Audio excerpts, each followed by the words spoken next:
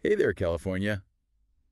Always keeping things interesting, right? Always. Even for those of us who don't live there, seems like the Golden State's always making headlines, pushing boundaries, like a peek into the future. Yeah, definitely a trendsetter. And this week is no exception.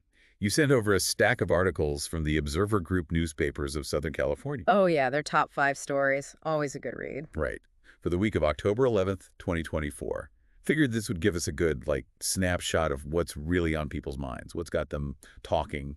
Absolutely. So let's just dive right in. Top story, Congresswoman Maxine Waters. She secured $10 million for California small businesses. 10 million. Wow, it's a lot of money. And what's really interesting to me is the timing. We're in the thick of the 2024 elections, right? Right. And this announcement, it kind of underlines this whole focus on economic support, especially for small businesses. Yeah, it's definitely a key issue this election cycle. Totally. And it's not just like a random handout. This $10 million is linked to this thing called the State Small Business Credit Initiative. The SSBCI. Yeah, exactly. And you know what's cool? Congresswoman Waters, she was actually instrumental in getting this program off the ground back in 2010. Oh, wow, I didn't realize that. Yeah.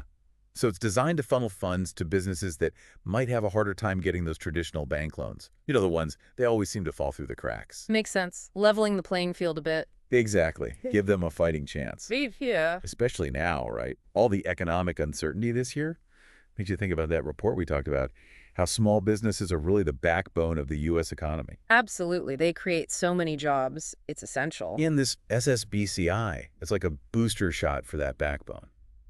And get this, the article actually includes a phone number. No way, really. Yeah, for people in California, if they want to learn more about actually accessing these funds, they're making it actionable, putting it right in your hands. I like that. Direct and to the point. All right, California seems to be leading the charge.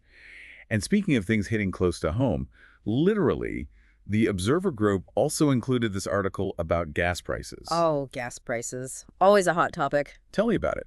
Seems like there's this proposed bill that's stirring up quite a bit of conversation. Yeah, it's causing quite a stir. A lot of strong opinions on both sides. What's the gist? Well, essentially, it aims to give the state more power to regulate those big oil refiners. Interesting. Yeah, the idea is to make sure there's enough fuel on hand to, prevent those sudden price spikes.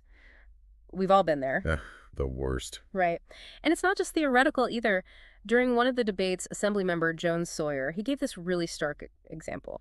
He pointed out that while people in Denver are paying like $2.99 a gallon, That's not bad. right, people in parts of LA, they're looking at $5.65. Ouch, that's a huge difference. It is. And it shows how much these price swings, they directly hit people's wallets and their lives. Yeah, that's not chump change. It's one thing to talk about policy, but when you see that kind of price gap, Yeah. it gets real. Makes you wonder, could this be a sign of things to come? Not just in California, but nationwide. Mm-hmm. Is push for more government regulation.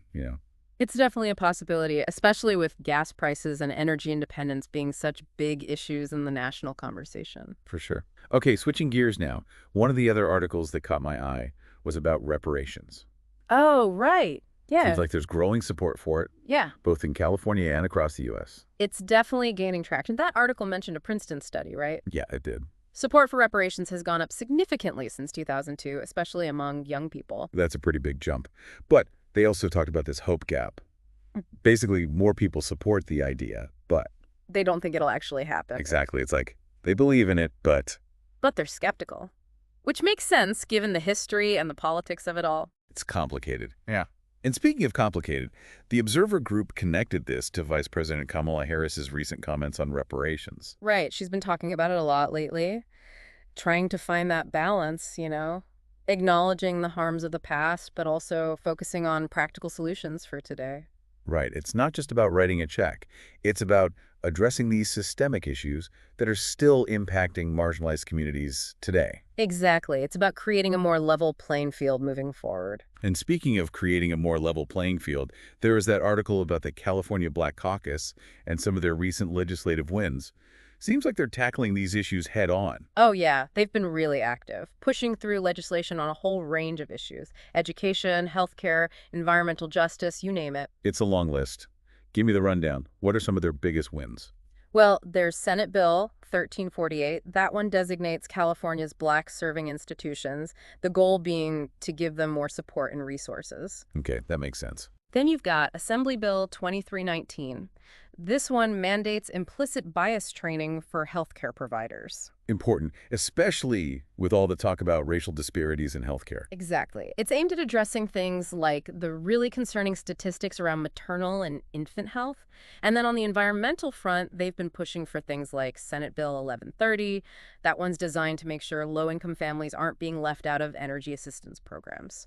Interesting. So they're really taking a multi-pronged approach here? Definitely. They're not just focusing on one issue in isolation. They're looking at the bigger picture and how all these things intersect. I like it.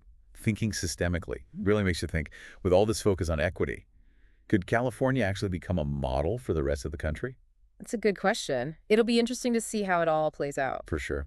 And, speaking of the future, one of the articles talks about this trend of declining Black student enrollment in dual enrollment programs. Yeah, I saw that too. And it seems kind of strange, right?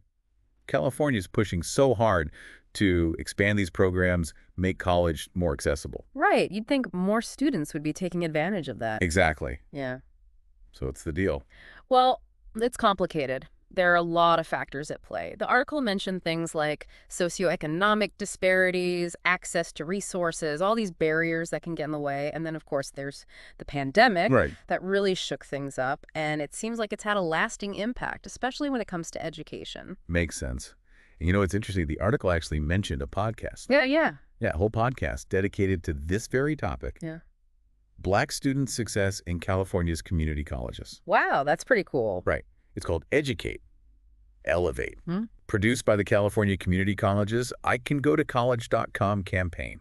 Catchy name. I know, right? It's like they knew we were doing this deep dive. We'll definitely have to check that out. Okay, so we've covered a lot today. Economic development, social justice, education reform. But the Observer Group, they didn't stop there. They also had articles about a new ca.gov website. Oh, right. Trying to modernize things. Exactly. Then there was that assembly hearing on attracting big sporting events to California. A Super Bowl, maybe? Who knows? Could be. And then there was that report on the California National Guard's efforts to stop fentanyl trafficking. Wow, that's a lot to unpack. It is, right? It's like a whole picture of California, all its complexities, streamlining government, boosting the economy, tackling serious issues. It's a microcosm of the country in a lot of ways. Totally. And it just goes to show California is often at the forefront of these national conversations. Definitely. Always pushing the envelope. So the question is, will they become a model for the rest of us? Or will these problems persist no matter how hard they try? The million-dollar question, only time will tell. That's the truth. And that's what makes it so fascinating to watch. Huh. Well, there you have it. A deep dive into the Golden State and all the big questions it's grappling with.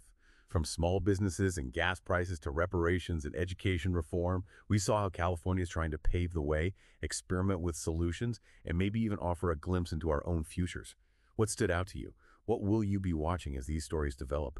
Because the choices made in California, they often have ripple effects across the country. So keep those questions in mind and join us again next time for another deep dive into the news that matters.